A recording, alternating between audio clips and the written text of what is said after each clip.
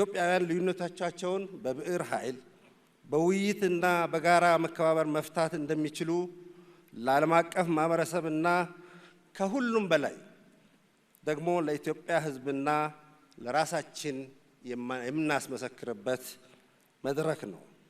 በዚህ አዳራሽ ውስጥ ስትቀመጡ የምትወክሉትን ሕዝብ በሚገባ ማስታወስ ተገቢ ነው። የኢትዮጵያ እናቶች፣ አባቶች፣ ወጣቶችና ሕፃናት ዛሬ እናንተን እየተመለከቱ ነው። የሚመለከቷችሁ በተስፋ መቁረጥ ስሜት ሳይሆን በጉጉት እና በታላቅ ተስፋ ነው። ግጭትና ስቃይ ኢትዮጵያ ውስጥ ማብቃት አለብን። እንኳን ለራሳችን ለአፍሪካ ተምሳሌት የሆን የነጻነት ቀንዲል አገር ነን። ሁሉንም ጉዳዮች ዛሬ እንደጀመርነው በውይይትና በመነጋገር መፍታት ይቻላል ይገባልም።